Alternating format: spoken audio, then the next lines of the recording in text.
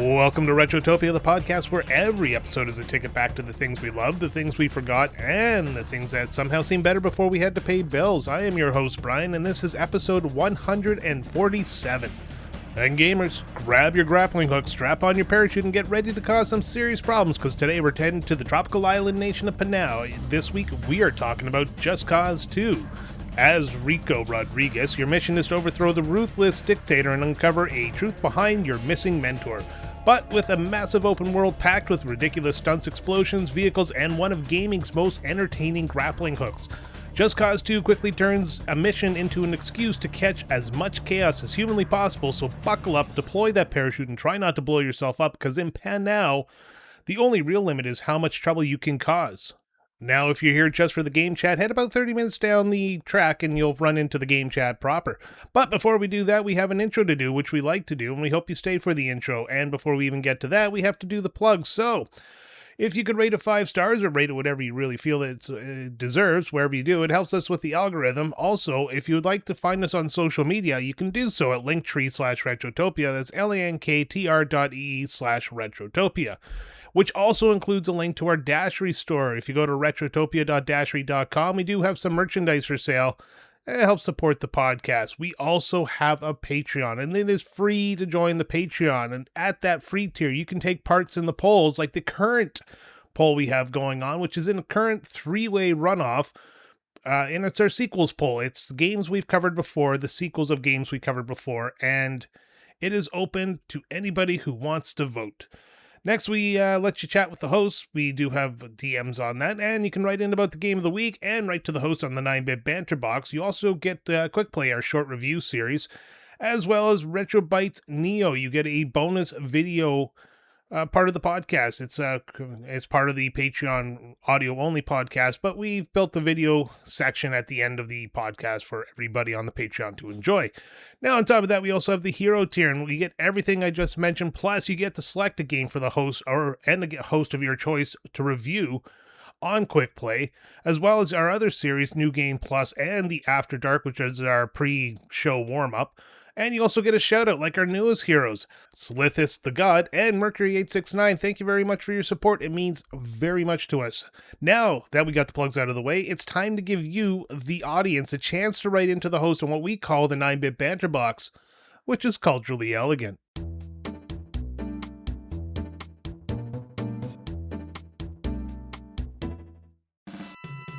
First up, we have Munchie, who says, Brian, you friendly giant, I've asked your other co-host, but not you yet. If you could bring back and remake a classic game/franchise, what would it be? I keep going back and forth, but one that would be interesting, I think, is a remake of Silicon Valley. I don't remember Silicon Valley, but I think it was the N64 game, if I remember correctly. I just don't remember what it's about. But me, let's see. So many franchises I want them to bring back, and I know some of them they are. Like Splinter Cell, that was a great series. I really loved it, and I know they're remaking Splinter Cell currently, which, you know, based on the success of Black Flag, I feel like Ubisoft might put that one on the fast track. Also, I'd love to see Rainbow Six in the style of Rainbow Six Vegas back, very story-heavy with a multiplayer attached onto it, not the other way around. Of course, you got to have your Half-Life 3 with your Left 4 Dead 3 and your Portal 3, because all of those come together. Infamous is another series I feel like they've abandoned, where the technology nowadays could actually make really great games. Tenchu, because who doesn't love being a ninja? We just covered Resistance. That's another dead franchise that could use a modern remake. Or not remake, but like a continuation.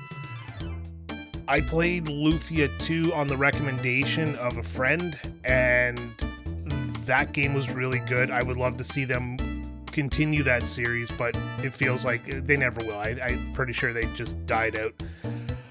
But if I had to pick one, and I wrote all these games down on the list and I started thinking about it, but there's actually one series I'd love to see them do properly in the way they intended, and that's Xenogears. Because Xenogears, first off, the game itself was kind of rushed at the end, but Xenosaga was supposed to be a spiritual successor or prequel-ish almost to Xenogears.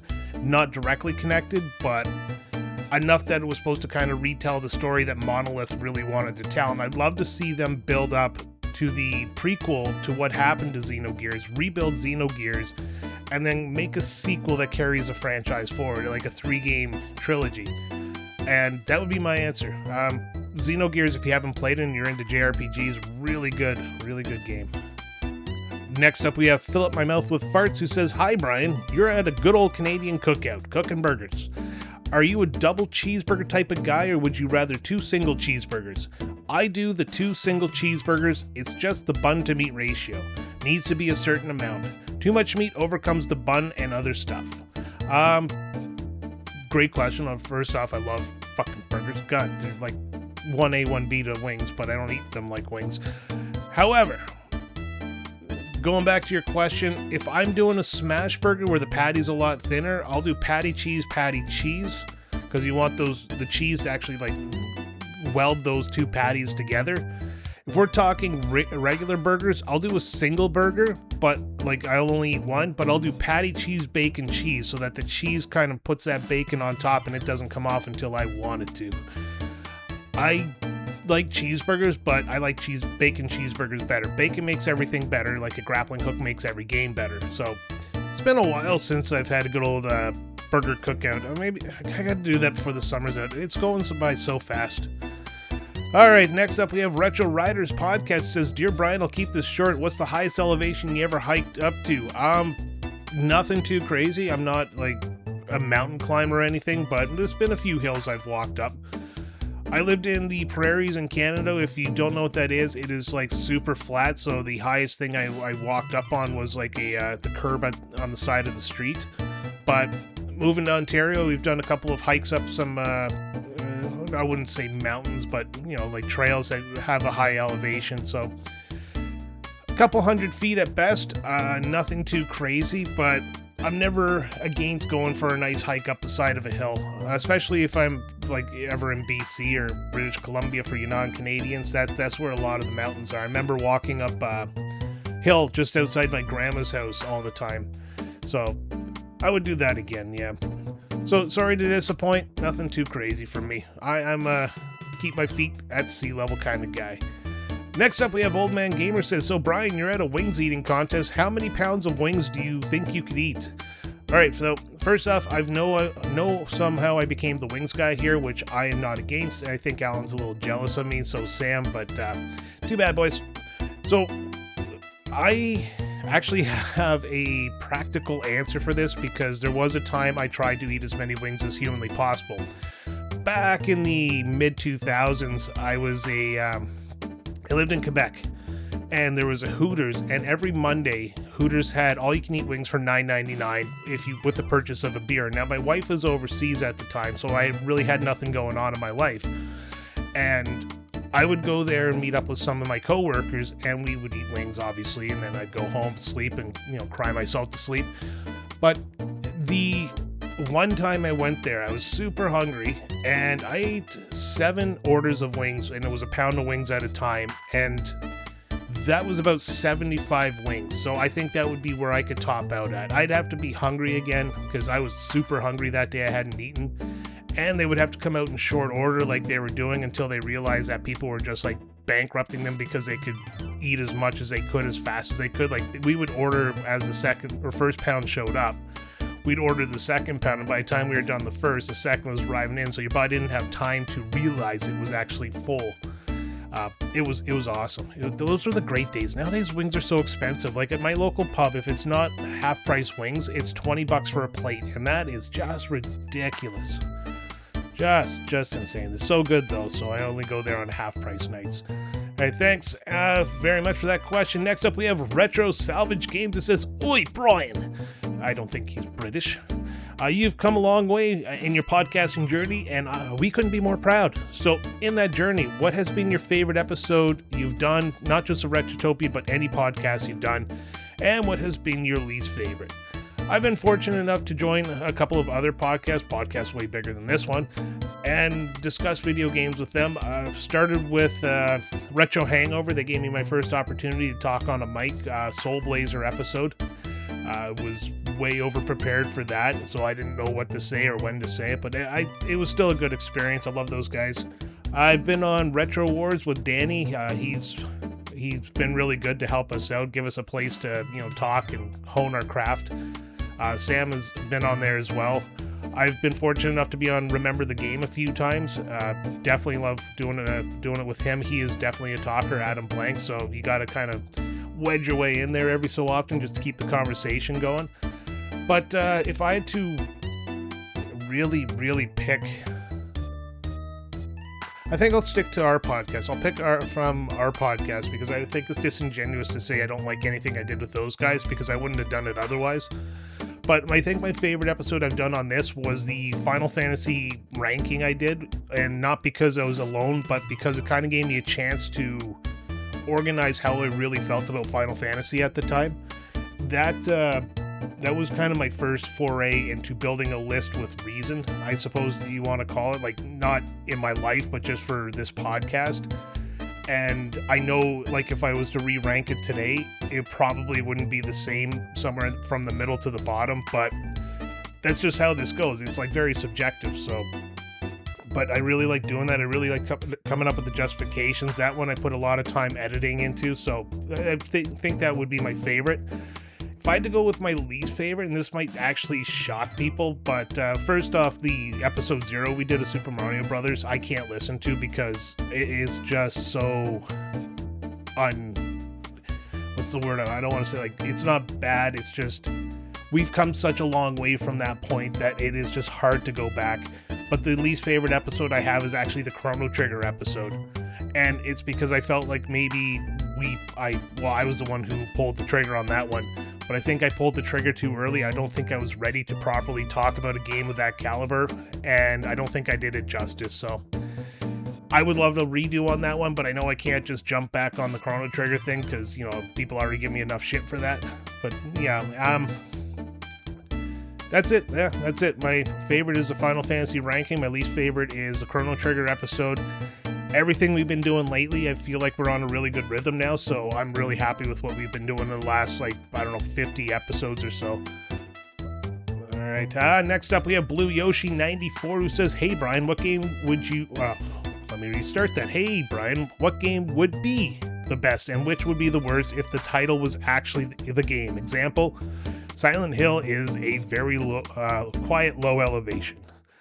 I sat and wrote some of these down because I got a list of games as I was looking through them. I was like, what could I do with these? So here we go. Fallout. It's a game about a player who keeps falling out of things. Dying Light. All it is all the bulbs in your house keep burning out. Resident Evil. You're a landlord and your tenant's a dick. Street Fighter. Someone who punches the pavement for some reason. Animal Crossing. It's just literally a game about animals crossing the highway. Ape Escape. It's a bad day at the zoo. Need for Speed. It's an obsessive-compulsive person's requirement to speed everywhere. Or as I like to call them, Ottawa residents. Hi-oh. Sleeping Dogs. A Quiet Day at the Kennel. And, of course, Watch Dogs. What I'm doing at said kennel. There you go. That's the best I could come up with. I hope that was your intention, because I kind of, I don't know if I got, what you're going for exactly, but that's what I came up with. Hopefully it meets your standard. If it doesn't, we'll bring it up at the next board meeting. Next up, we have The Big Deal, who says, "I have a question for you as an inspiring game developer. My dream of winning the lottery is to create the video game of my dreams. Regardless of what my idea is, don't worry, it's pretty cool. My plan would be to shop my idea to some independent studios and offer to fund them and their next X number of projects in exchange for making my game. But in exchange, I want to be heavily involved in the development process.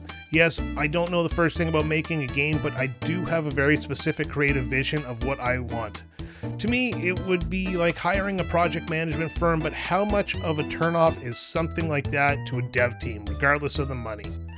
Well, first off, you're talking about taking the position of the CEO of the indie studio, since you have no experience, but you want all the opinion. But, I don't know, the first thing you have to do, like you said, is shop your game or do the pitch there. So you build a pitch deck, which you're going to hire somebody to build up for you, and then you're going to practice, and you're going to go in, you're going to go stand around a room full of people who might or might not, want to do your idea, and you're going to throw it at them. Normally, an independent studio wouldn't really be the one you pitch to because, well, their developers are usually developing their own thing. it'd probably be better for you to start your own game studio and find somebody who could help you to determine who you need to hire. And then at that point, they're your employees. You could actually hire somebody to guide you through the process and, you know, teach you the ins and outs of everything like that. I mean, why not? You got the money. And then you have complete creative control over the game being made. Now, the thing is, after your dream game is made, I mean, why not let them develop the game they want to make? Because who knows, maybe they have some great ideas in there that'll make oodles of money back. But yeah, the biggest thing, to answer your question at the end, how much of a turnoff is something like that to a dev team? Personally, if I had a small business of making games, and somebody came in and said, I'm going to pay you to make me a game, but I want like everything, like complete creative control, and you're going to teach me how to build a game, I'd just probably say, go to school, dude. And it's not like a slight at you, it's just, can you really imagine sitting there and being the expert of whatever you're doing in life, and somebody comes in and says, teach me how to do it, while you do it for me? And I don't know, just to me that just does not sound like a desirable thing. So your best bet would be the CEO of a company or the head of a company, a game development studio, and then that way they're your employees. That's what I would say. Other than that, pitch it to I wouldn't say a large developer, but a mid-sized developer, and then you'd have to give them creative control. School's your best bet to probably learn the basics, and if you learn the basics there, everything else becomes easy because they can teach you the specifics when you get to a job like that. So that's what I'm trying to do, and hopefully I can find a job in the industry afterwards, because I hear a lot of people are getting laid off lately. Yeah. Alright, finally we have Fallen Snow Kiku, who says, hey Brian, have you ever played the Tales series of games? Yes, I own Tales of Symphonia, Tales of Legendia, and Tales of the Abyss, plus my wife has almost all the Tales games on Steam, minus the 3 I just mentioned. Now, Tales of Symphonia, I believe, was the start one. Yes, it was the PS1, or it started on a Sega system. Don't come at me, I can't remember which one. But I have it on the PS1. Tales of Legendia is on the PS2, and I gobbled that game up. I love that game. It has such bad voice acting, and it's so consistently there, and I love it, every minute of it. And I love the combat system of it too, like the sprited, side-scrolling, almost action-y combat with RPG on top of it. Really well done. And Tales of the Abyss, I actually haven't even taken out of the wrapper yet, so someday. But I do love the games. I do love these games in particular. So yes, I have played the Tales games. They are just really good to me. I like the style what they go with. The newer ones went too far into the anime style, and I don't know what turned me off of that, but when a game like looks Genshin Impact almost, I'm not interested in it anymore. And there's another series, it's not Tales, the Atelier series, it also went that way, and I have the first 3 games of that one, and it just kind of turned me off once it started going too far into the anime realm. So that's my problem, my burden to overcome. But yeah, if you're asking for a recommendation, definitely play the Tales games. Definitely a good time. That's it for the 9-Bit Banter Box. Thank you, everybody, for writing in. Great crop of questions this week. Always love to answer them. But as we move on, we now have a little bit of an ad read for Retro Salvage Games. If you're looking to level up your retro game collection, we've got just the place for you. Head on over to RetroSalvageGames.com, the official retro game store of Retrotopia. Whether you're chasing down a childhood favorite, hunting the elusive cartridge, or just looking to grow your collection, Retro Salvage Games has something for every retro gamer. And because you're listening to Retrotopia, you can get 10% off your entire order. Just use the promo code JammyDodger at checkout. That's JAMMYDODGER for 10% off everything at RetroSalvageGames.com. Great games, great prices, and now an even better deal. Go check them out today. And it's time to reset the monkey paw this week, as we're going to move into our game show, Choose One, Lose One.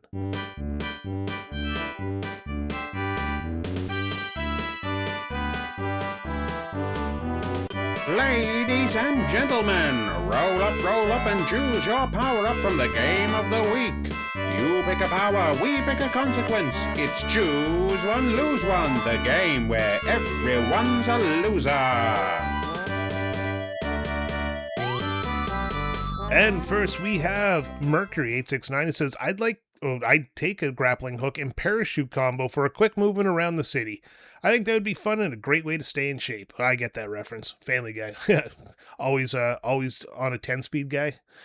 Alright, so you do get the grappling hook and the parachute combo, but unlike Rico, your parachute has to be repacked properly and according to government standards every time you use it. So you get one grappling hook, you parachute down, you land, you have to take it back to a facility, repack it into your poncho or wherever the hell he hides that parachute, is ours probably, and then that's the only way you can use it again. So that's how you get around town, is then you have to walk back to where you landed, fire the hook shot a second time, and then repeat the process. So it's not a really fast way to travel, but you are getting in shape with all that walking to the facility.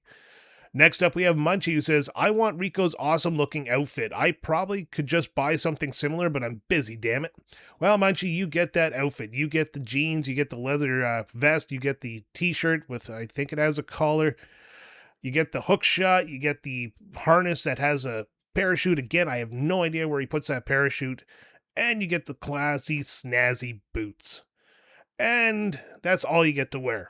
Forever. And I'm not talking about that's the only outfit you get to wear. I'm literally talking about that's all you can wear, and you can't take it off. So when you go to shower, you have to shower with it on, and if you've ever worn wet jeans, you know how uncomfortable that can be.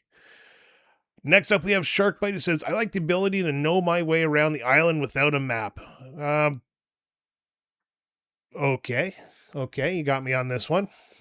It's called a GPS. It's not technically a map. It is a global positioning system. But what can I take away from you? You know how to get everywhere on the map, but unfortunately, nobody invites you anywhere, so you have nowhere to go. So you just stay stationary at your one point. And finally, we have Old Man Gamer, who says, I want the ability to stop time so I can acutely play one of these games. I own 2 of them. If you own the first and the second, play the second. If you own the second and the third, play the third. If you own the third and the fourth, play the third. I'll say that much. But the ability to stop time happens. Unfortunately, you don't know how to restart it, so you're kind of stuck in this world where nobody's moving. You can't interact with anything, and obviously the game still works in the confines of time and space, and therefore you can't really play the game. So you're just kind of stuck in a endless stopped time world. And that's everything for Choose One, Lose One. I hope I did you guys justice, and if I didn't, I'll try harder next time. But speaking of trying harder, next up we have our favorite segment, the Gentleman's Interlude.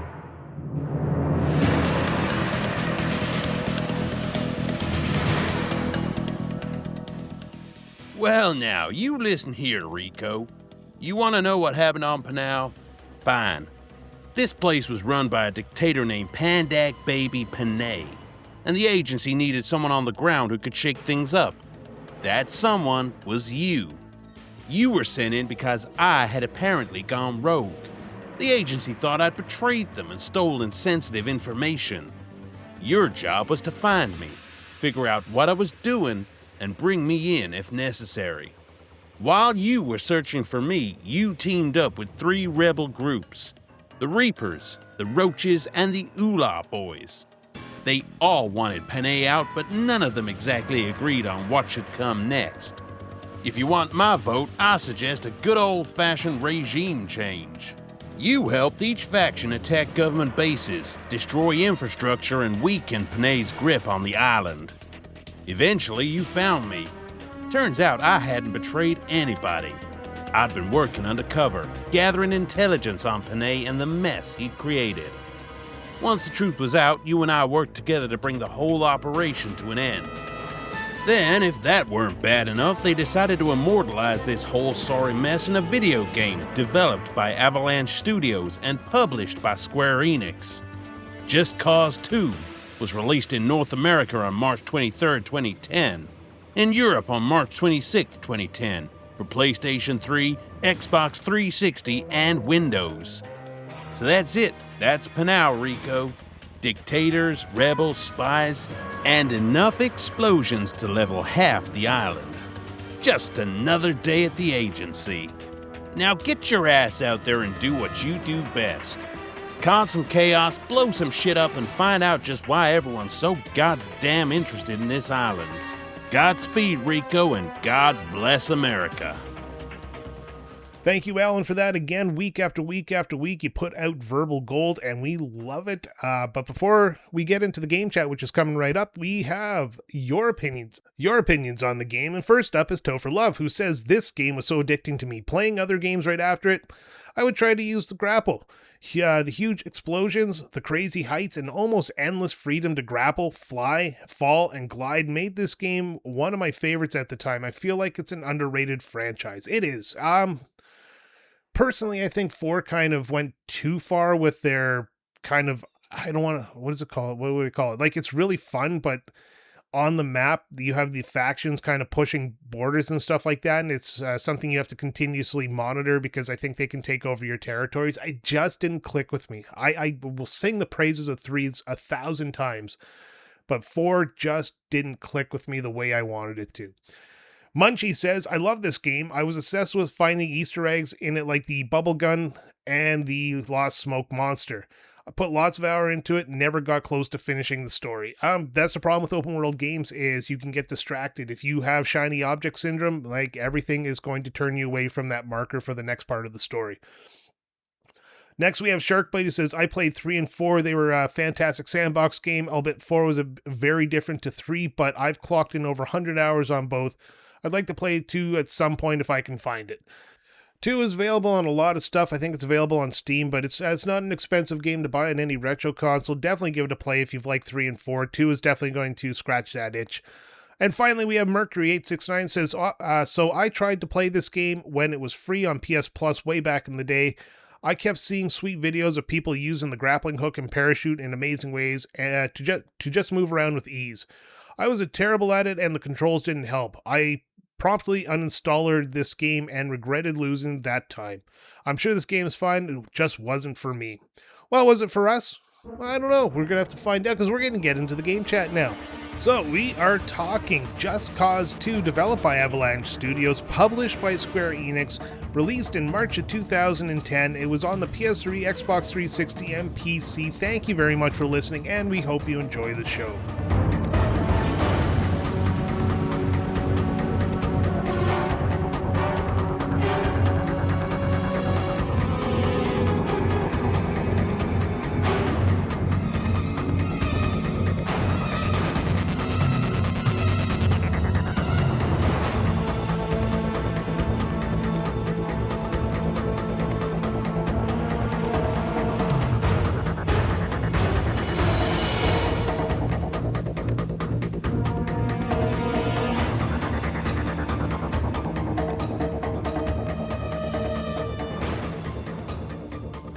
So we are here to talk about Just Cause 3, and I'm going to simply say that I had to resist with all of my being starting this episode with the word all right. All right. All right. All right. Anyways, yeah, that's right. We are talking Just Cause 2 this week, and with me, of course, is I can't even remember the name of the characters of the game right now. I got it. It's my American handler, Tom Sheldon. Actually, it's Sam. And one of the Reapers, I guess, or baby Panau. Alan, how are you guys? I had nothing. It's apparently I'm indestructible. I'm good with that. Yeah, it's pretty fun. That is fun. Yeah. I'm not indestructible, that's for sure. Well, yeah. Tom Sheldon doesn't die in the game, so I know that's true. You are pretty much indestructible. I died plenty. Yeah, but you're kind of supposed to. This game's about trial and error. So, yeah, screw it. Let's just get into it. Like, I know, Sam, this is your first time playing it. So yes. I'm going to go right to Alan for a little bit of his history with the series itself. Is this the first time playing Just Cause 2? Well, I thought it was. So I'd played the first Just Cause, although I don't remember a thing about it. But, you know, looking at a very bare bones game. That's probably why. Like, it was probably something I played back in the day and didn't give much thought to. And I was like, I knew I'd played another Just Cause, and when you suggested playing Just Cause 2, I was like, great, I'm always up for another entry in this series. I enjoyed the last one I played so much. And then I realized that this is the fucking game that I'd played. I got this free on Xbox Live, like, God, years ago. And I remember I just got lost in this game. I sunk so many hours into this game. I did literally everything. And for whatever reason, I just thought this was Just Cause 3. So when I started playing this again for the show, I was like, oh shit, no, this is the exact same game. I had all the achievements, everything. I was like, oh great. Like, I'm actually quite happy to be back playing this again. It brought back a lot of very fond memories for me. Yeah, no, it's a great game. I honestly was going to push for Just Cause 3 because I think it's a better game than this one, but I figured we'd ought to start with probably the one that I guess kind of fixed the formula because, like I said, one is just kind of a very bare bones game. Sam, now I know you didn't play the game before this, but what are your kind of first impressions when you started playing the game? Oh, it felt like, and I know it's not. This is probably an unfair comparison. But I was like, this just feels like third person Far Cry. Oh, There are a lot of your similarities. hatred for though. Far Cry. My hatred for Far Cry. I mean, there are similarities between this and Far Cry, but where you sort of look at that as a negative, like, I fucking love Far Cry, so no, this kind of really spoke to me. Yeah, and what makes this game a lot better than Far Cry, in my opinion, well, not really better, but kind of better in a different way, is how much of a sandbox game it is compared to Far Cry. My God. And that's its primary raison d'etre, is to be basically a sandbox game where you can destroy literally everything. But it does have a story. So I'm going to go over the synopsis here really quick. So bear with me. So you're going to be playing as Rico Rodriguez. He returns from the first game to the fictional Southeast Asian island nation of Panau on behalf of the agency. Now, of course, Panau is ruled by an authoritarian, like all Southeast Asian islands are, and this one is President Baby Panay because they couldn't come up with a better name. And his government has turned the island into a heavy militarized dictatorship.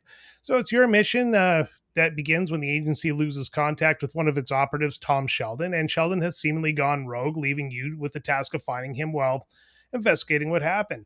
So you arrive in Panau and quickly discover the country is far more complicated than simply good guys versus bad guys, because there's three major factions: the Reapers, the Olar Boys, and the Roaches.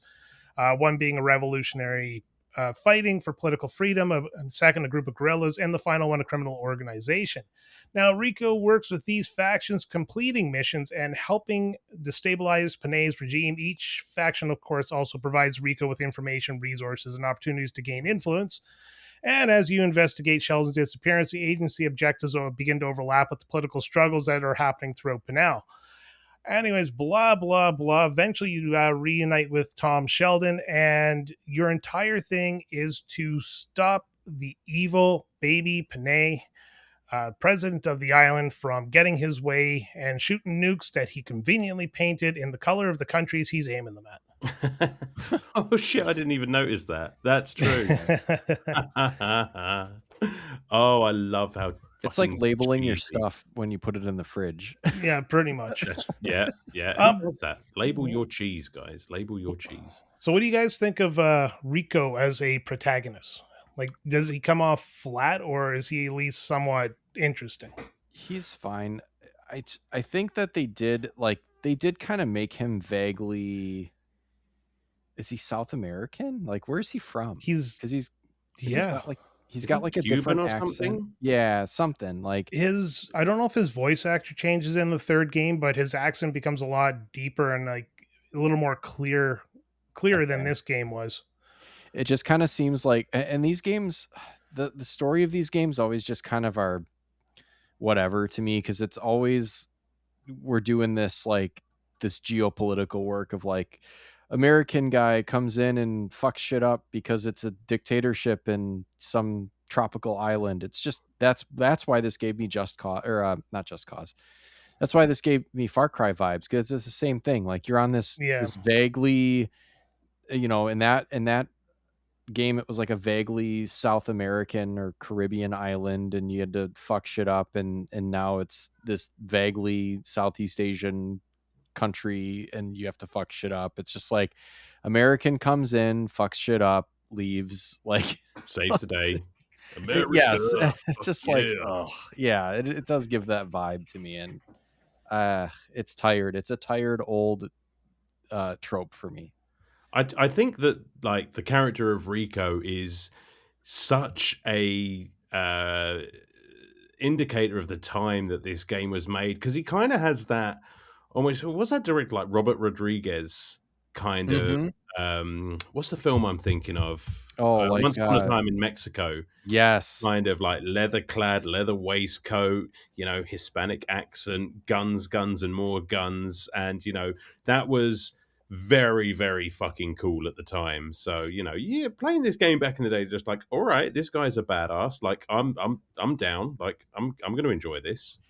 Like if this were a movie, it would be Antonio Banderas for sure. Yeah.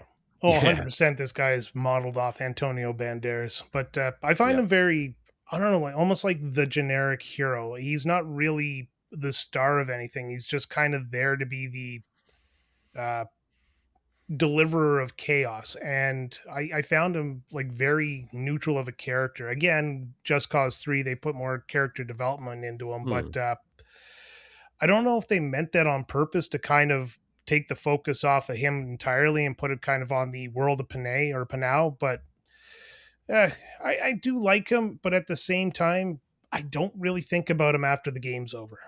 No. And like, I think a lot of that probably has to do with like limitations in like voice acting and things like that, and we'll talk about the voice acting later on, but it's pretty fucking bad. Yeah.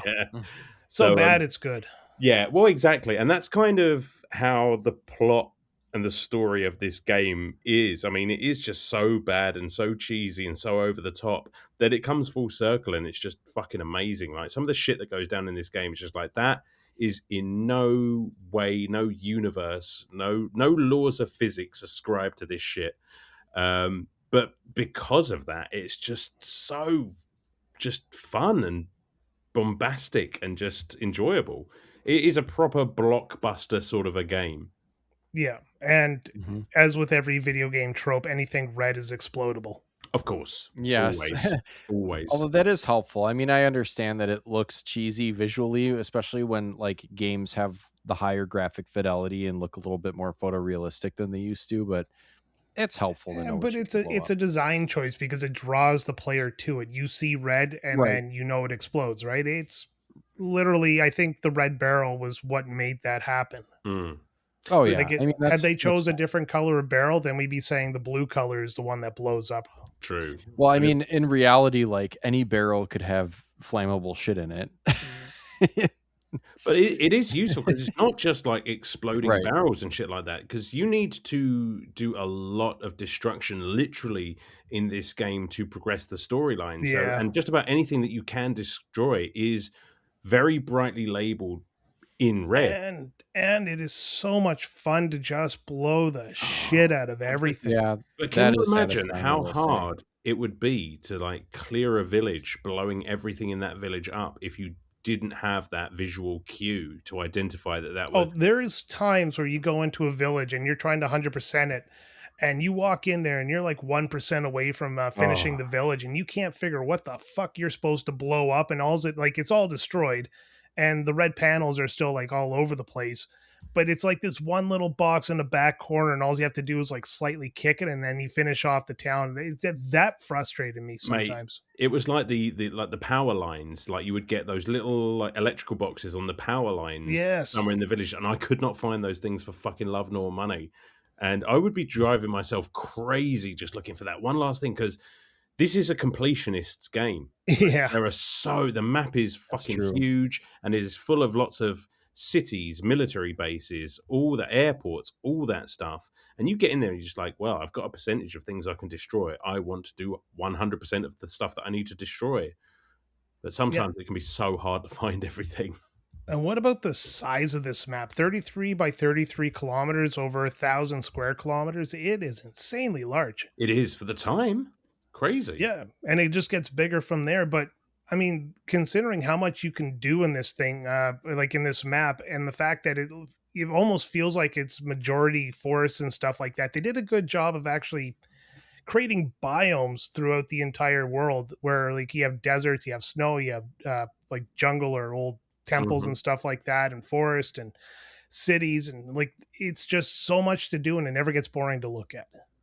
No, no, and you know, the trouble with a map like that, a map that size, usually is actually filling it with stuff that you want to engage with. And what this game does really well is just like, yes, it's a huge map, but there are so many like areas of interest that you can go and explore. You know, like I said, there's all the cities and the military bases. There's races. There's fucking extra challenges. There's all, literally the map is peppered with Yeah. little dots that you can think, well, I'll go and explore, see what that dot is, or oh, there's a collectible over there. Let me go and get that Or as well. even then, you look at the map and you just like it's so detailed. When you look at it and you're like, oh, there's got to be something there I can blow up, and then off you 100%. go killing again, right? Off you go killing again. Oh I think boy. I think the little race mini challenges was something else that reminded me of Far Cry, because those were in Far Cry also. Mm. Like just grabbing a random car or vehicle of some type and doing a little, little mini course, which are fun. Like that's a good way to break up a game that's otherwise very combat driven. Yeah. That can be fun. But if I could weigh in on the map, I think this was one of my gripes. I think was that I messaged you guys when I was playing this game a little bit, and I was just like, "Fuck, this map is huge." Like, that's great, but also, throw in, and I don't know if maybe they add something later on, but like throw in a fast travel. Yeah, they do, and that Yeah. would be, I think, when you get Tom Sheldon back from his little whatever, he airlifts stuff into you. Like you have a Okay. store from him, and then one of the things you can do with him is actually fast travel around the map. Now, Okay. That, That that that helps a lot. I wish they would have had it kind of to start with a little bit, you got to because earn it, buddy. You got to no, earn but that. You got to take that helicopter and go 1 kilometer a minute. well, And here's the thing is that like this island is so fucking huge that like I had cleared a couple of missions, or like I don't know what you would call them, but like little do you call them missions when yeah, you just when you call them talk to missions. when you talk to a faction, like go over here and fuck some shit up, and it's like, yeah, this is good time. And then it's like, okay, where's the next one? Oh, it's right over there when you're looking at the map. And then realizing that this map is to an actual scale. It's like, I got to get in a car and drive for like an hour to get But over to this I I thing. honestly never got found in a that car. like a breath of fresh air. And I know the Ugh. fast travel like near the end of the game becomes basically like a godsend. But I enjoyed getting into a car or a boat or an airplane or a helicopter or something like that. And I enjoyed actually driving from point A to point B, because as you're driving to point B, you're stopping and blowing up so much stuff, Yeah. And because That's I true. think, that's the point of the game. And you have to progress the story, like Alan said. So it's in your yeah, benefit in the early game to actually drive more. I think See, part of what irritated me about it though is just like, I would just want to drive. Like I would just get in a car and drive. And what irritates me about it, this irritated me about Assassin's Creed too, is just like all I'm doing is walking down the street. I should not trigger any sort of reaction from anyone. Oh my Like god, these guys I'm are just on your ass I'm all driving day down the long. freeway, and all of a sudden like I'm getting swarmed by dudes in like, Jeeps with fucking machine guns on them, and I've got like someone's sports car. Like I think that's also indicative of the time with the AI being not as smart as it is today. no, it's just Just, like it's like a proximity sensor more than it yeah. is a like an actual intelligent whatever. I I mean, don't in know, one trigger sense, or something yes, like but that. then oftentimes you are like the only dude dressed entirely in leather with a full arsenal on your back, parachuting on the back of a car That's true. while, Yeah. while That's firing true. off rockets at everything. And it's just like, yeah, well, you know what? Maybe I deserve a little bit of heat. I Oh, But didn't quite get the hang of it, but it is kind of fun that you can just like drive the car and then just like drive it off a cliff and parachute out of the car, and then it's like hook shot to a tree and then launch yourself with the parachute. It's oh, just there's so nuts. nothing I love more than like jumping out of a jet, like as I'm going to someplace, instead of parachuting, just falling all the way to the ground minus the distance of the grappling hook, and just grappling your hook to the ground. Like you're forcing yourself into the ground faster. There is but no because you have the way grappling that hook, works. yeah, it does. No, this guy would absolutely just fucking kill himself. Yeah, as long as you hit the grappling hook before you land, you will land safely. I know, and I've done it so many times, but that is the way to do it. That is not a thing. Like Rico Rodriguez took one look at the laws of physics and said, "Not today, motherfucker." Like that, you cannot be fooling. Well, at he's terminal abandoned. velocity. Of course, he's not going to follow the laws. You cannot fall at terminal velocity and then shoot a hook shot into the ground to pull yourself faster to the ground and not break every single bone in your body. That's why I fucking love this game, because it's just ridiculous. The absurdity of it is just great. And let's talk about that grappling hook, because it is the core mechanic of the game. Like the whole game revolves around that grappling hook, and I love it. I love using the grappling hook to like scorpion somebody, like come here, and then you just like shoot them. Everything you can do with it, hanging off airplanes, like helicopters come, the bad guy helicopters come, and then you can steal the helicopter by hook shotting into it or grappling hook into it, and then you just steal the helicopter. It's so smooth as well. It's just so well implemented. Like, and I ask you, has there ever been a game that wasn't improved by the inclusion of a grappling hook? No, every game that has a grappling hook is better just for having a grappling hook. And you guys were talking about like driving around the map, and I get that, using the cars, but in games like this, and I would consider this kind of like, it's basically a Grand Theft Auto clone with a coat of paint. So, it is expected that driving is the main mechanic. I never drove a car in this game unless I absolutely had to for a mission. Like, because I would literally just hook shot my way around the map and use the parachute that you've got. Yeah. And just basically Spider-Man my way across the terrain, and I found that so much like until you got to the side of a hill, and then you had to go up the hill, and you come to almost like a dead stop as you're trying to climb the hill with your parachute. Oh no, see, I got pretty fucking good with that parachute. I was not good at it, so I would end up stalling out a whole bunch. And like I get the concept, and if I saw the idea behind it and saw that like if you got used to this control scheme, you could get really good at just fucking slingshotting yourself across the map with this it is literally the best way to travel. I think the muscle memory from all the hours that I played this back in the day just came flooding back in one go. I was just like, oh boy, I remember this. I forgot that this one wasn't the game that like the Just Cause 3 has a wingsuit as well on top of the parachute. So the wingsuit just actually like takes that whole grappling hook parachute mechanic and just puts it to the next level, because you can use the wingsuit while grappling to get yourself more speed. I didn't think that could be made any better, but that's amazing. I thought it started in this game, but it didn't. Like, this is why I want to like jump on 3 again right away. Like I'm jonesing for 3 right now, because 2 is that good. 3 is even better. But I mean, just the fact that the core mechanic of this game is such a joy to use, like that, you will use that grappling hook. It's not just like, oh, we've added this in as kind of like an optional extra. Like, you will use it for everything in this game, and it always fucking works. One of the best uses of it is to hook it against something like, say, against a tank, and then you put like a gas tank. Then you hook it on the back of a car, and you get in the car and you start driving, and it'll actually rip the gas tank down and cause chaos. Yeah, like all those like baby Panay statues that you can hook to drag them down. It's just so fucking good. Oh. Or you can like hook onto a helicopter, then hook onto a random citizen, and then it'll just like carry them off. You can do that? Yes. I'd never tried that. Oh my God. You're too good of a person. Well, evidently. Well, you are the guy who would send your peons to their death in fucking, was it Warcraft? Well, you have to. And this game's no different. The peons die. You are the scourge of the NPC, my friend. What are they going to do? Become playable? If they ever become sentient, you're fucked. Yeah. Okay, so outside of the like the grappling hook parachute combo there, the true traveling of this game is four ways: boat, land, like vehicle, jet, or helicopter. Now, I like the helicopter for when you're going to those oil rigs and you're taking them out, because they're bad guy oil rigs, and it's great just to take the helicopter with the guns and circle around. But traveling around the map, they are so goddamn slow. Like the helicopters, they should have some speed faster than a boat or a car.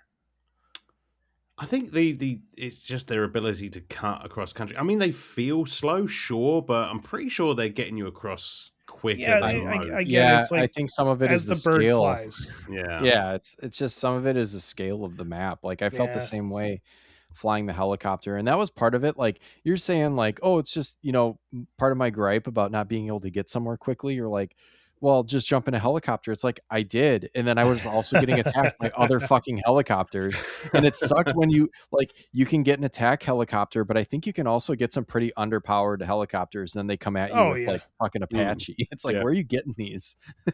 I would Who is ask, supplying you with these fucking helicopters? has anyone ever properly landed a helicopter in this game? Yes, I do it all No, the time. I just jump out and let them You crash. just jump out and let them see. Well, there we go. See, Now when we're I'm working, Brian.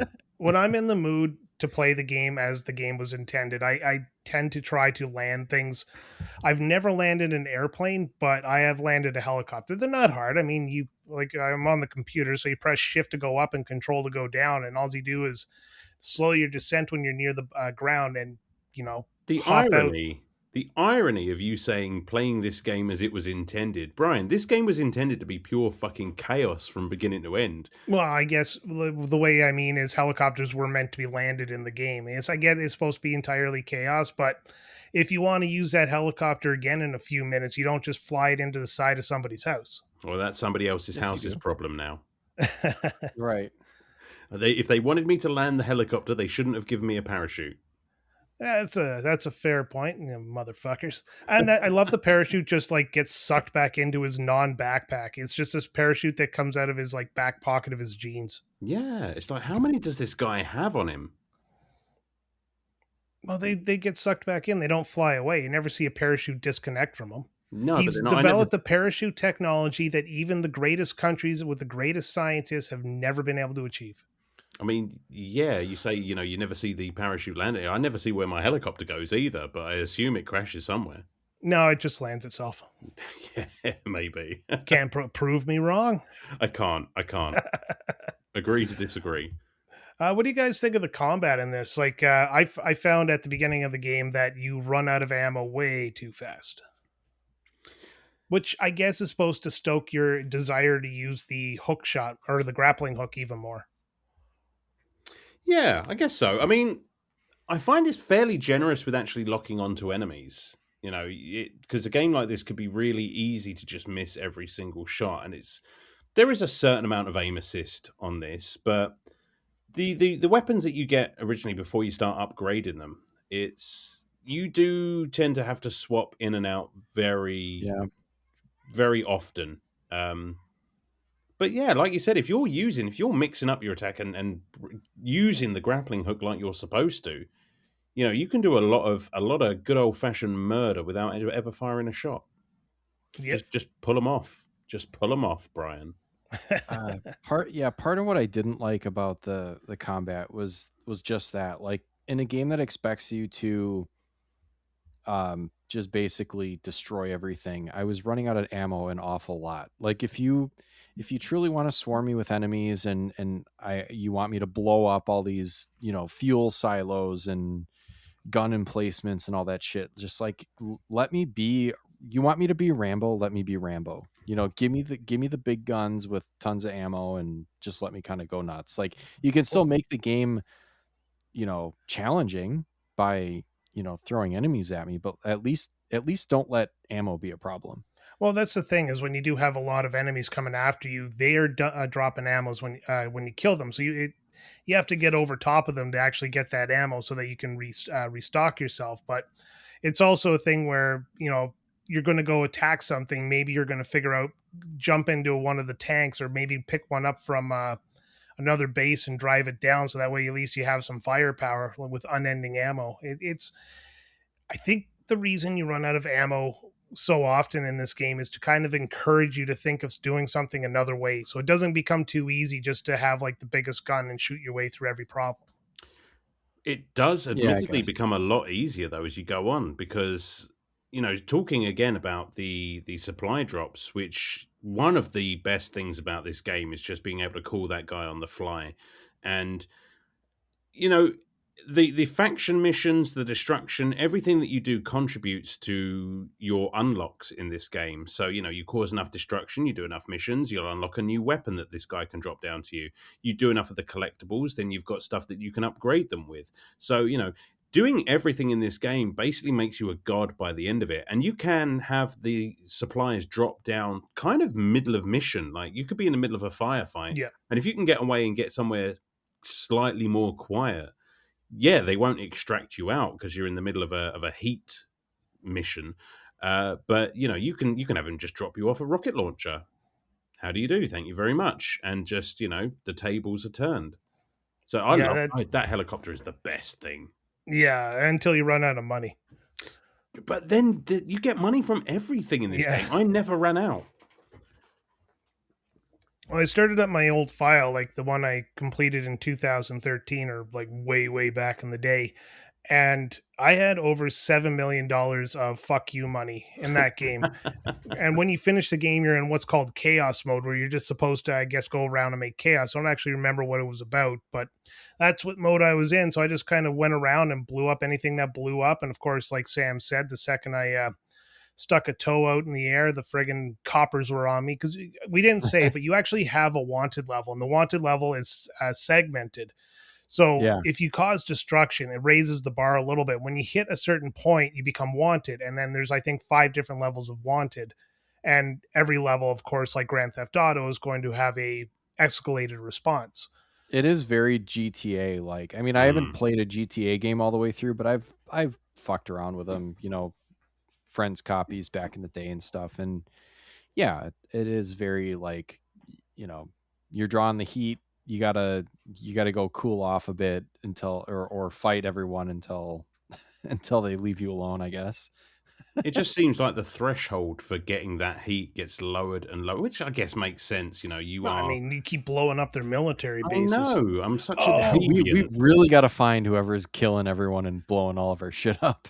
I didn't mention this when we were talking about blowing shit up, but the propaganda machine in this game, like when you blow up a nuclear power plant there's always like a radio message after it's over.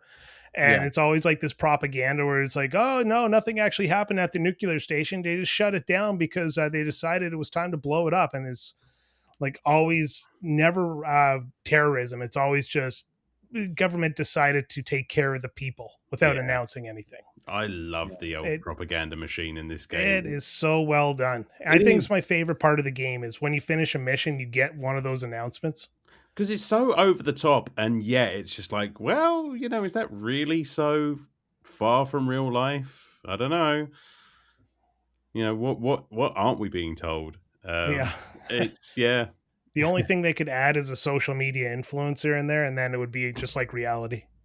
Well, I mean, this is kind of before social media influences. I've not played any of the this has 4 games in the series, I think. Yeah, 4 games. And that's, I think the 4th one is on Xbox One. So it's been a minute since we've had one of these.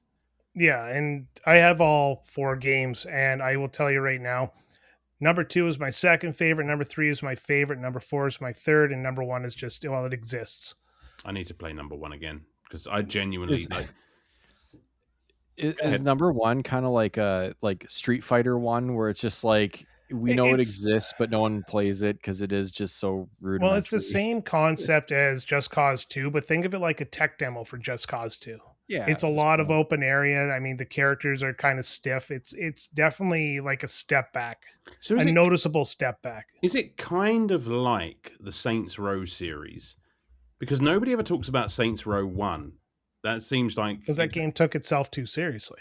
Exactly what I was about to say. It was far too much a GTA clone, and then they just started to go completely bonkers and out there. And I don't think that's the issue. I think the issue is it was an ambitious project that they weren't ready to fully implement, so it just kind of fell. I won't say it fell flat, but it just didn't live up to what 2 became. Yeah, could be. That being said, and it's like a noticeable jump in quality from 1 to 2.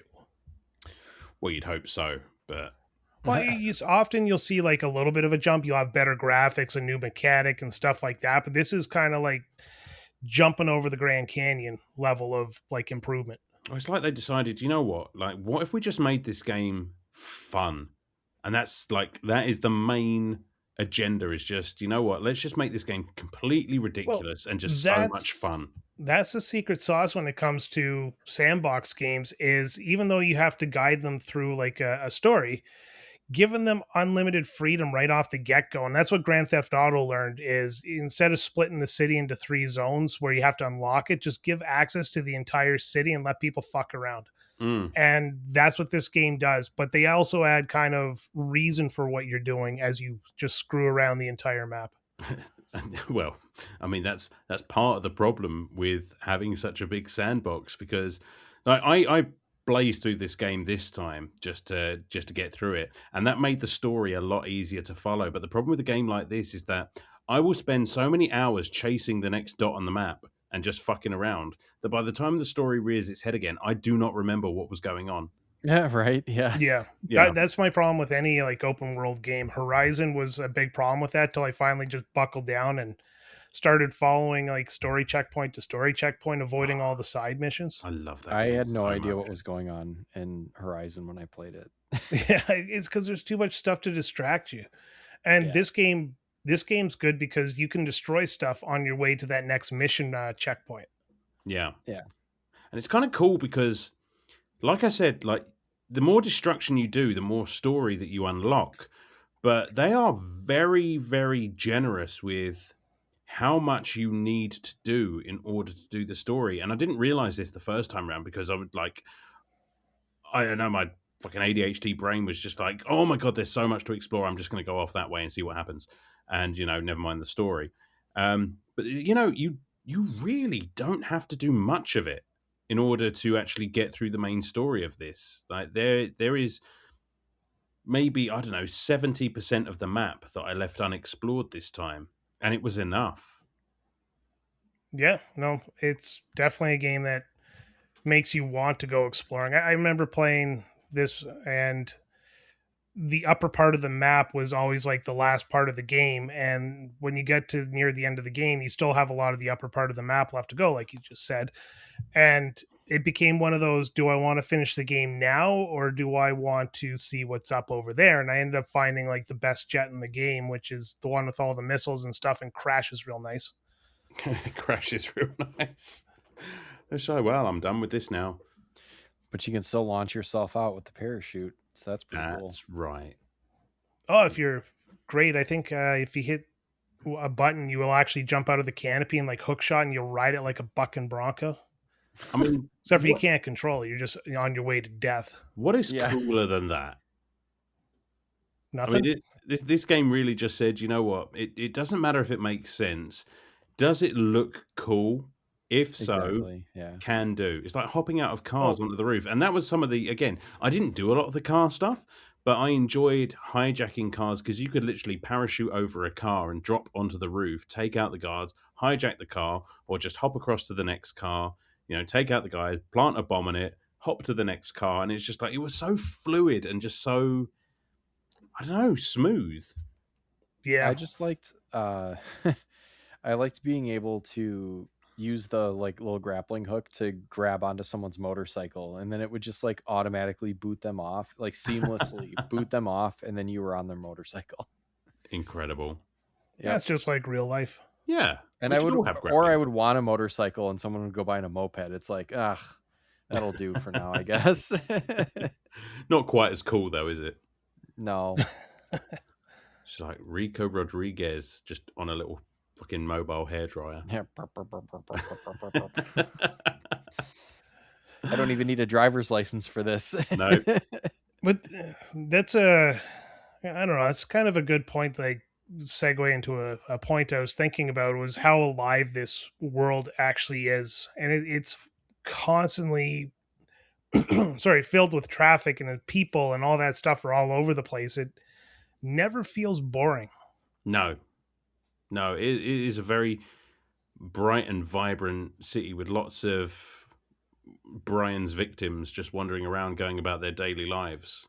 Oh God, there's nothing like standing on top of a building and then just like hook shotting somebody. You go down, you like double leg kick them.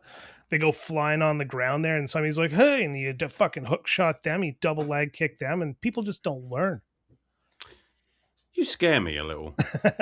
Just don't give me a grappling hook. I mean, I kind of want you to have. I'm like several thousand miles away. I think I'm okay.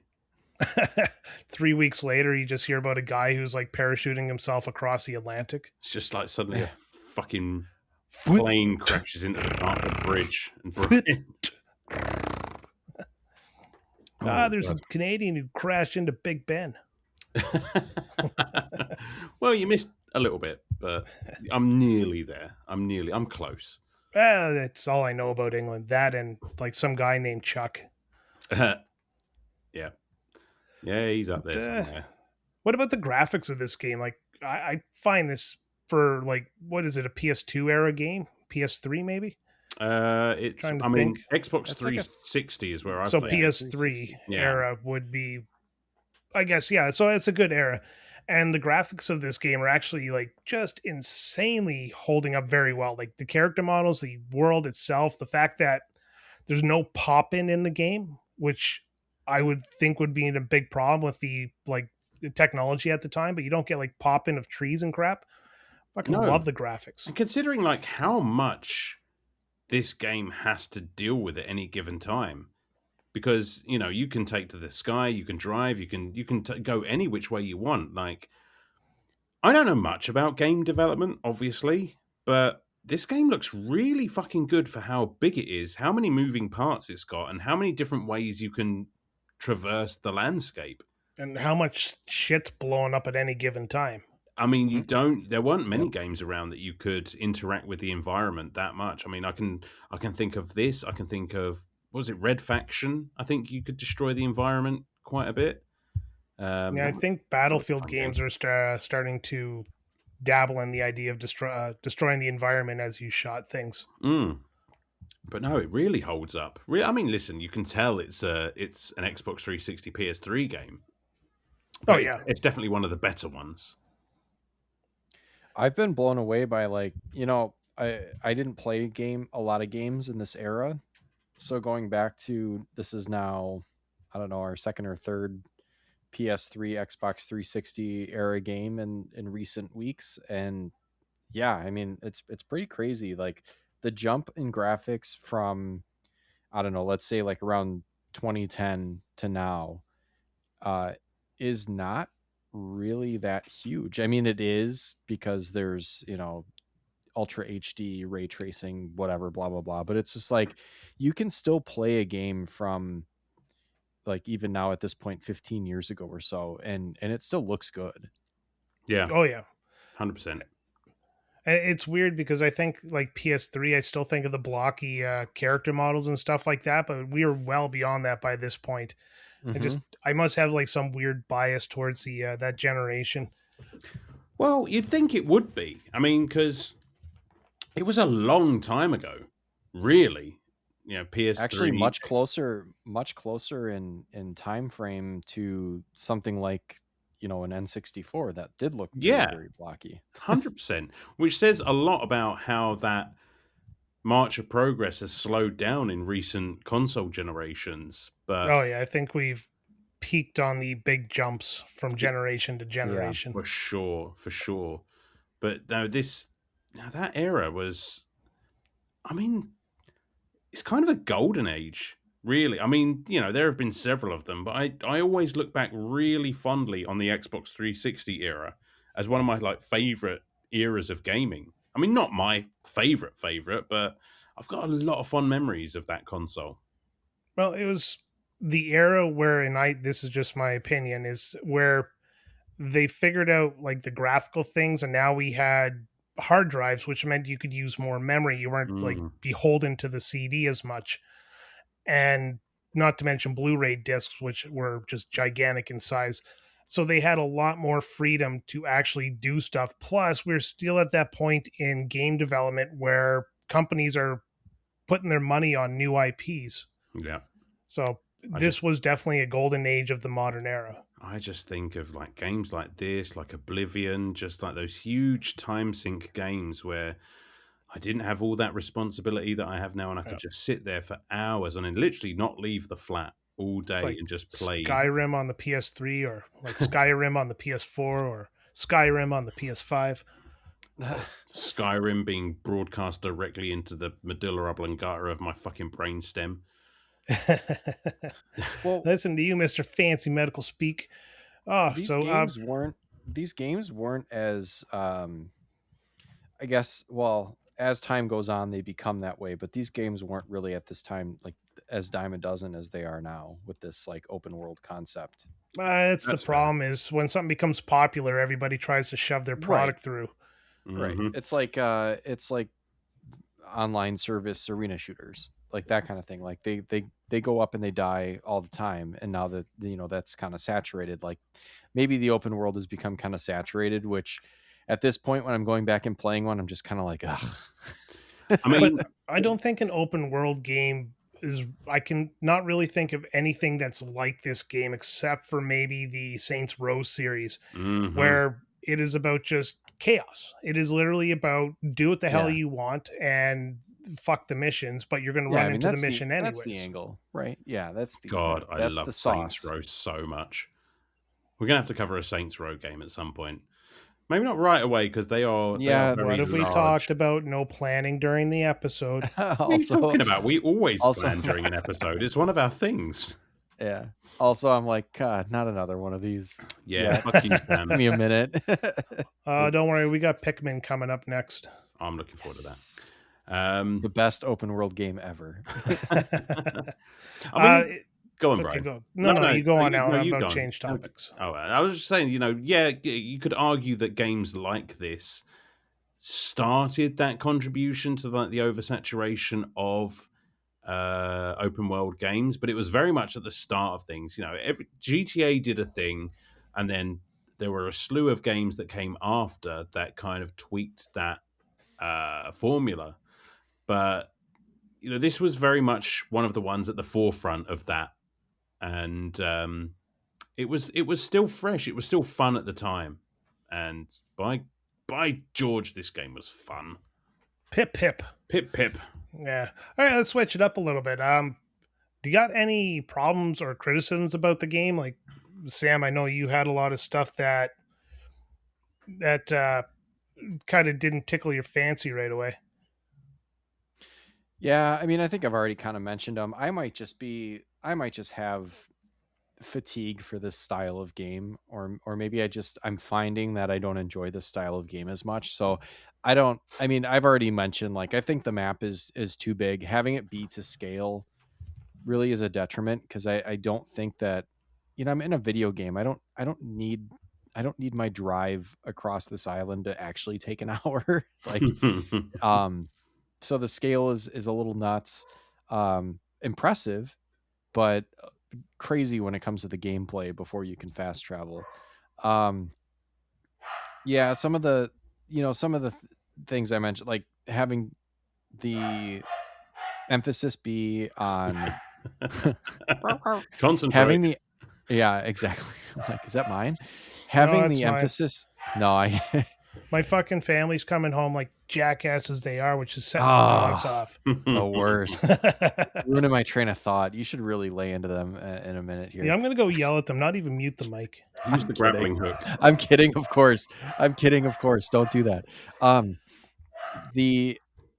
The fact that it expects you to destroy stuff, but also kind of limits your ammo a little bit. Maybe there's a way around that. And again, I fully realize that I might not be playing this game properly or just didn't give it enough time, but obviously I didn't finish it. I played enough to kind of get an idea of it, but really I wasn't enjoying myself. So I didn't want to just kind of force myself to play something I wasn't enjoying. But yeah, just something, I think, just if you kind of piece together my little criticisms throughout, you'll kind of understand where I'm coming from. But yeah, I just didn't.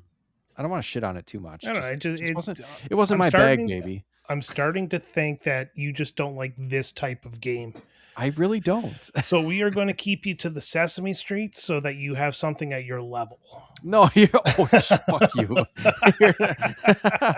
No, just you're like, that era of gaming, just for whatever reason, I just haven't clicked with a lot of stuff that I've played in that kind of PS3, Xbox 360 era, and that is the time that I got out of it. So maybe maybe there's something about that era, or maybe I just have this kind of mental block, or I'm just kind of sour on everything from that time period. I just don't know. Well, fuck that then. We're gonna double down, make you play more. Like Yeah. Well, glue your eyes Alan. open, Clockwork Orange style, until Alan, you you have enjoy to have it. a criticism of this game. Do you have anything about the game that didn't tickle your fancy? Like very, very minor, and it's not like kind of is a criticism, and it kind of isn't because it really fits in with the tone of the game. But the voice acting, as we mentioned, is Oh yeah. like the voice acting feels kind of borderline racist at times. yes, You know what I mean? yes. Like it's that parody of like your Southeast Asian somewhere random. Like let's just get that kind. It's almost like fucking Team America, World Police, like that kind of parody of that kind of accent. And like, and it's not even just the random NPCs. Like you've got the most American man in the mix. You know, Rico is kind of nondescript, kind of maybe Colombian, maybe Cuban, who knows? It's all just, I mean, but it's kind of so bad it's almost good, but it is Yeah. kind of laughable. So it's It hard is. to call it like a full blown gripe, but I had to find something. See, my thing is just how slow it felt to actually travel, and it goes along with some of the along the lines of what Sam said was the map is so overwhelmingly large. It would have been nice if you had vehicles that could actually like fly a little bit faster. And I found that the helicopter, as I was like just playing the file again just to get the hang of it, would bob a lot, and I have a big screen, and that bobbing covered my entire field of view there, so my stomach started turning a little bit, hence why I don't play VR. Other than that, no, I don't. I'm like you, Alan. I don't have a lot. The story was ridiculous, but I'm fine with a ridiculous story because it really does take a backseat to the chaos. Yeah, exactly. I did not to pile on, but like Alan, I think you nailed it. Like I called it like geopolitical themes with, you know, American comes into, you know, third world dictatorship, fucks shit up, leaves. Like it is I don't know, you're right. It is a borderline, if not overtly kind of racist theme. I really dislike that. I don't know. I think maybe that's part of why it's not the gameplay's fault. It is 100% the story, but like I also don't like movies like this. Like it just feels gross. Like, you know, ugh. It's I don't know. This game was made in London, so I can't say it's American propaganda, but that type of trope is literally like America propaganda saving the world. And you're right, Yeah. like movies like that just turn me off. Well, it was Yeah. the way that movies and stuff were back then. I mean, we Right. covered It's dated. Yeah. we covered True Lies like not so Mhm. long ago, and you know that we watched the movie with it, and it's just like, you know, those action films kind of were like that. And do you know what this? And it's just coming to me now, and I'm just thinking like, if this game was completely reskinned and had the characters from Archer in it, would it be any different?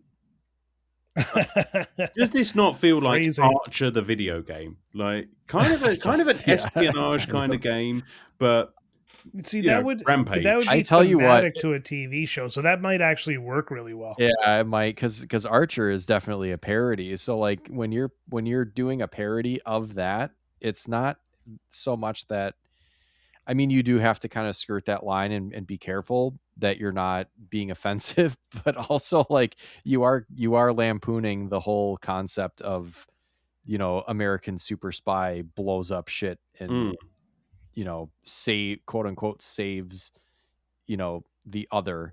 And like I'm just thinking about this game as an Archer game. Yeah. Just think of like the humor, like if they kept this gameplay and had it be kind of like an Archer game and had it be just working some jokes and that kind of a storyline, I'd play the shit out of Sam. Danger Zone. it. Yeah. Oh, I love that fucking show. Good times.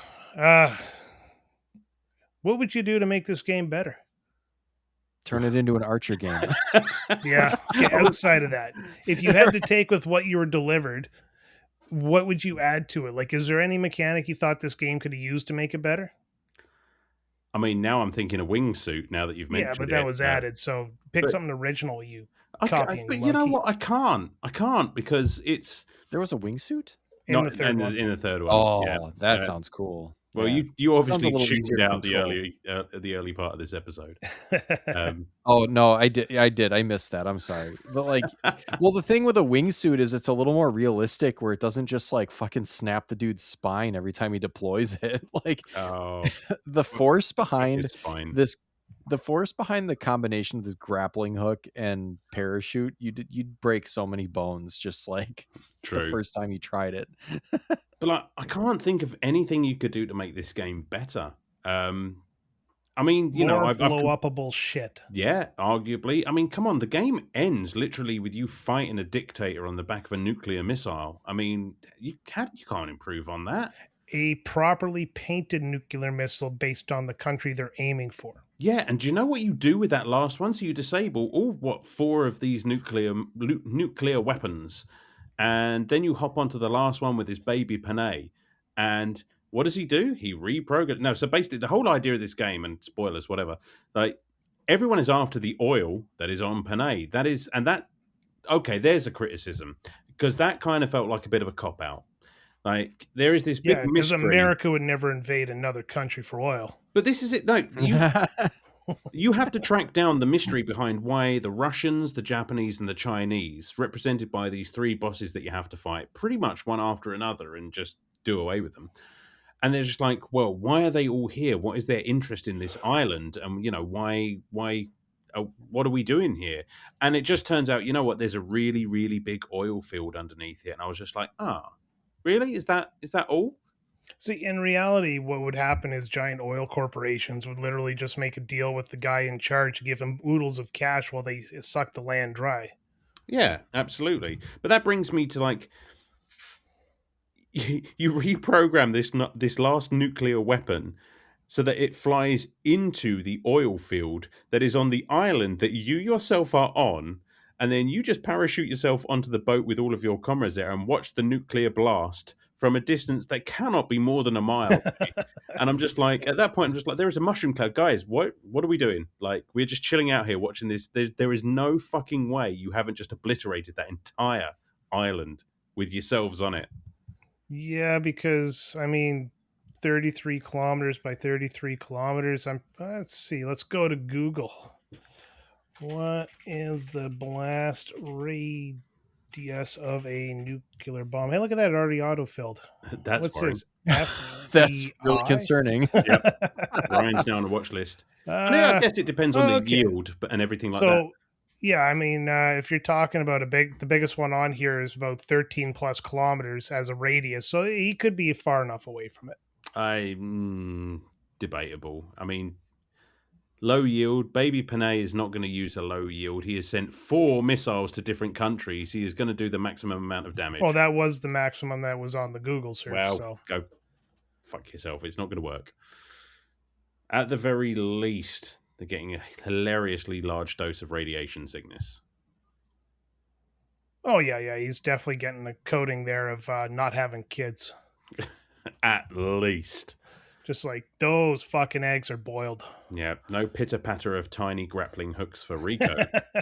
Oh, God, I couldn't imagine that birth. You just hear whip right outside. A kid comes, little parachute opens, and lands in the NICU. Just grab the delivering doctor. Right. Then double kicks him, and yeah. Anyways. We've gone wrong. I'm sorry, I'm picturing it. It's actually kind of funny. And just like this little baby, a little naked baby with a using his umbilical cord as a grappling hook. Don't kick the baby. Anything else you guys want to talk about before we wrap this up? I mean, bringing up the music, which we always do. What music? We always do. No, that's the thing. The music in this game is actually really, really good because it has that almost cheesy spy espionage. Again, I'm sorry to bring it up, but almost like Archer. It has that kind of, I don't even know how to describe it, but you know, that sort of galloping espionage music, like the opening theme to that fucking show. Like, it's all over this game, and it just I honestly, maybe I was too busy blowing shit up, but I've never noticed the music in this game. It's mostly the radio stations and the propaganda and things blowing up and the terrible voice acting, but I never think about music in this game. Like, you have the title theme song, and that's the last one I remember. well, that's maybe that's what I'm thinking of, but you know, It's just the title theme over. I can hear it. I can hear it in my head right now. It is like it has left an impression, and it's just like, yeah, I'm ready to go blow stuff up now. I Covertly. This isn't music related, but I did like the sound design when it came to those. I don't know. They looked kind of like food trucks, but they were propaganda trucks that would be parked along, and then like the kind of spatial audio that they were able to do to kind of make it apparent that it was like nearby, and then as you got closer it would get louder and stuff like that. That was really well done. I did like that, and a lot of the sound design was really good. I believe that's called the Doppler effect. It is called the Doppler effect. Well, we've learned something today on Retrotopia. There we go. Right, We're just dick jokes and dumb shit. I guess then if there's nothing left you guys want to talk about, it's time to just give our final thoughts. And I think I'm going to let Sam go first, because I think Sam needs to let some aggression out here, and this is his moment. We don't want to taint him with our answers. Taint. I don't think I don't think I'll unleash with quite as much venom as you think I'm going to. I just, I don't enjoy it, but I know that it's a fine game and that a lot of people will probably enjoy it. So that's all I got to say. No, I'll elaborate a little bit.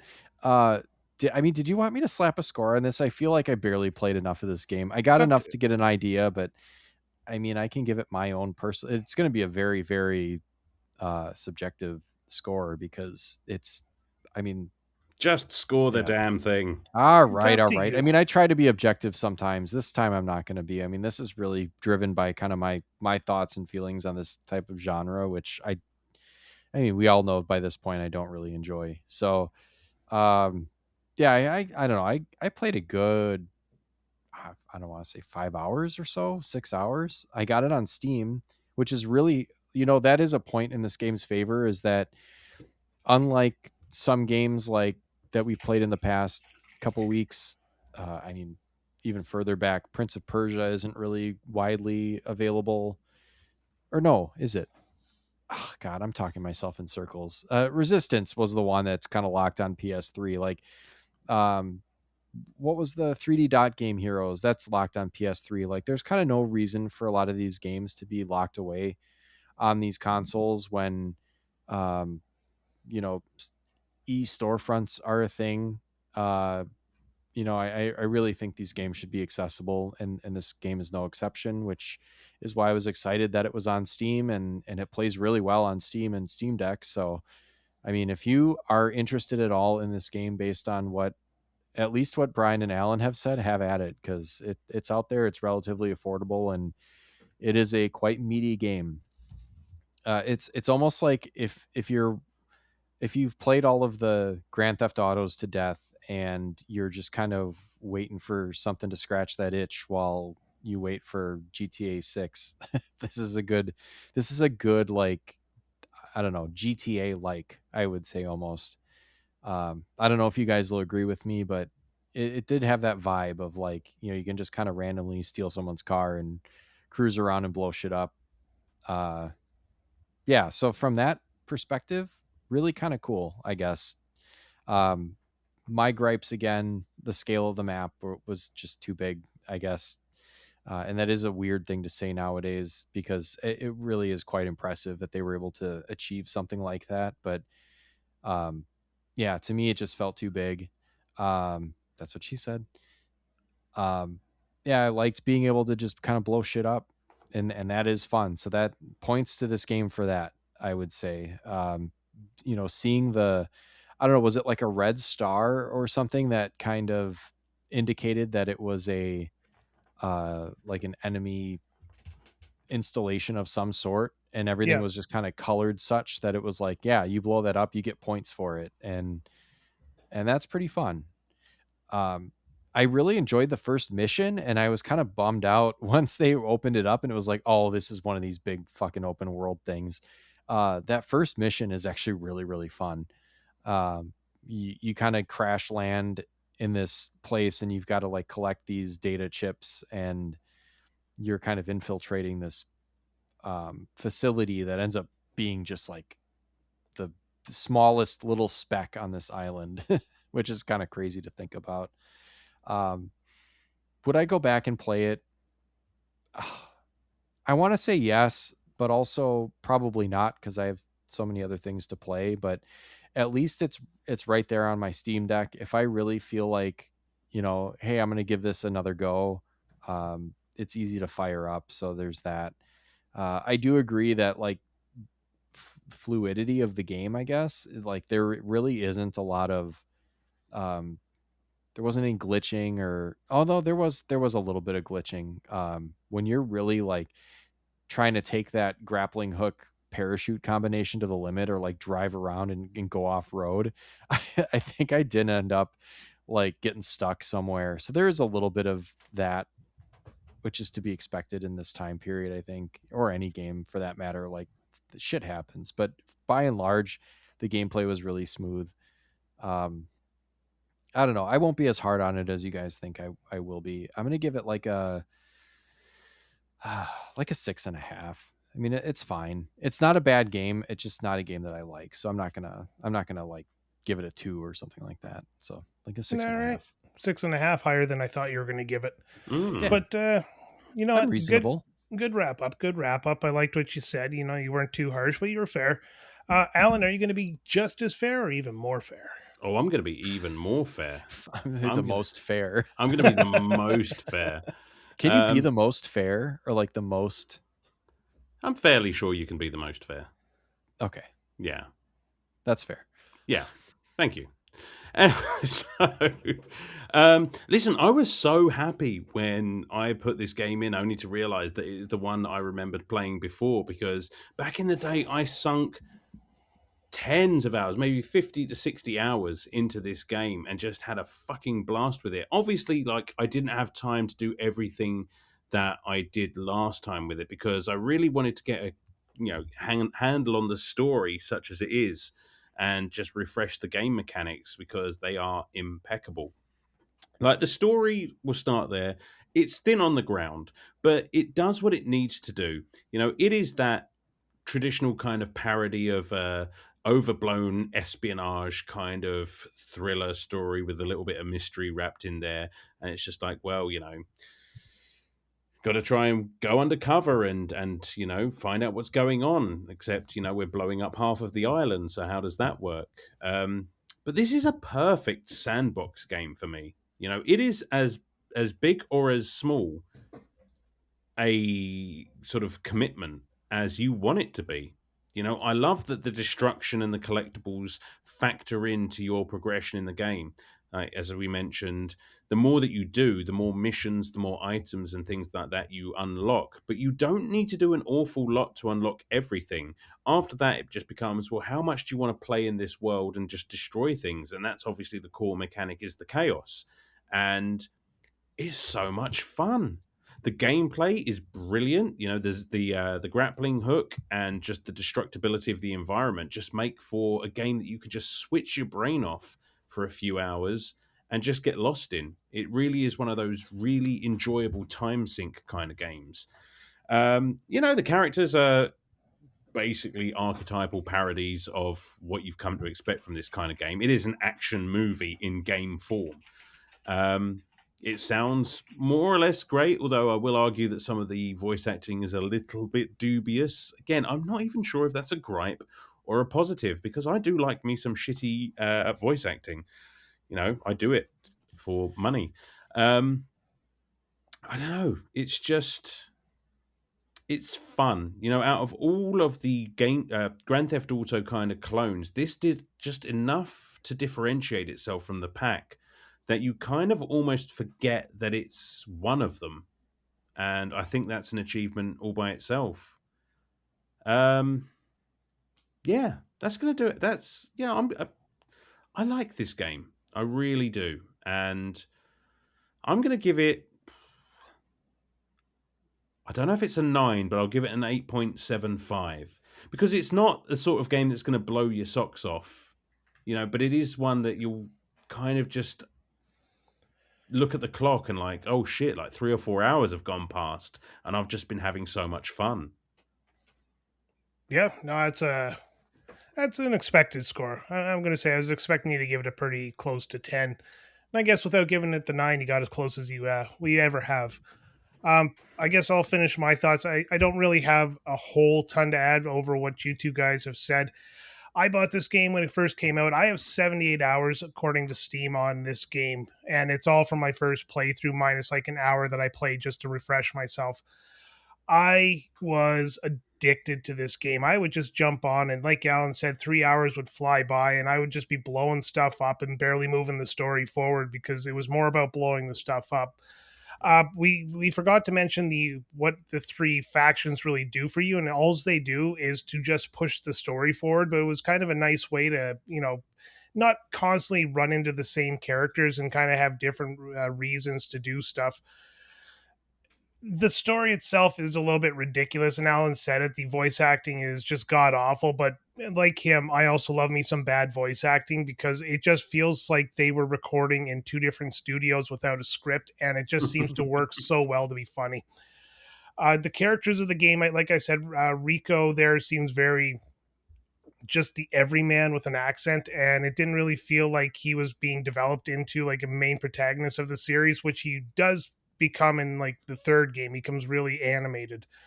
The world of Panau is gigantic, and I love it because this is what it's meant to be, and there's so much stuff to blow up, and the grappling hook itself is the best mechanic you can have in any game. I will fight you on that one. It just makes this game amazingly good, and the amount of chaos you can do with just that grappling hook itself, it makes it worth it for the entirety of the game. Combat in the game is, I guess, a little bit generic if you're just shooting or running and gunning, but it's still fun. Like, it's still fun to make forward progression. You're running out of ammo, and you either have to find an ammo cache or you have to run into where you killed an enemy to grab their weapon or ammo, and it just adds to the chaos because there's so much going on at any given time, and things are blowing up around you, which you can use to your advantage as well. Like, you could blow up parts of a base, and it'll take out the enemies with it. So it's not like they're invincible to their own destruction. It is definitely worth like throwing a C4 charge on something and running away and letting a couple of guys chase you, then blow it up there. And it's friggin' hilarious when you're not far enough away. Like, you're running away from the blast, but you get your back blown, you get knocked over and a little bit of damage. It's just fun. Plenty of vehicles to play around with in this game. Cannot complain about any of them. I don't think there's any vehicle that doesn't do what it was designed for. A car is a car, a tank's a tank, and a fighter jet's a fighter jet. There's a lot of side content and collectibles in this game just to help you search around and like give you a reason to go look for stuff. Very beautiful for a PS3 game. Again, I'm playing it on PC, so I get that a little bit of that PC bump on it, but it's still an absolutely amazing looking game for something that is well over like 10 years old. Music and sound effects. The sound effects in the game are just outstanding. I love the explosions, and like you said, the Doppler effect on some of the stuff you have to look for, the propaganda vans and all that. Didn't really notice the music. Other than that, I don't know. It just really, really is an amazing game, and I'm actually going to go lower than Alan though, because I think that 3 did it so much better that it actually hurt this game for its score. So I'm going to go a straight 8 out of 10 on this one. I've really, and that's the curse of this game for me, is I never want to go back and play it because I would rather play 3. See, I've got 3 sitting upstairs on the shelf, and now you've really made me want to play that. And I know I do not have the time to do that. Yeah, no, you don't, but you will. Oh, I don't know. Maybe in about 10 years' time when the backlog is cleared a little bit. No, we'll get to it before that because I have a real jonesing for it. Ah, there you go. Yeah, but no, it's anything you guys want to say before we sign off? I think we already spoiled what's next, isn't it? It's Pikmin. Yeah, Pikmin. Yeah, I've never played a Pikmin game before. I started it, and I expected to be like, this is just another cutesy Nintendo game, but I'm starting to like see why people like this game. Yeah, I'm Pikmin fucking rules, guys. I'm assuming there are fewer explosions in this game. You'd Maybe. be surprised. But everything I play explodes. Is there a grappling hook? Sam? No, I don't believe so. 1 out of 10. Minus Spoil the the point. score. 1 out of 10. No grappling hook. All right, so if you got nothing else to say, I'm just going to say that was Just Cause 2, and whether you loved it or hated it or spent 3 hours attaching a helicopter to a gas station because you could, there's really only one thing left to say, because sometimes you don't need a good cause, you just need a just cause. We'll see you next time.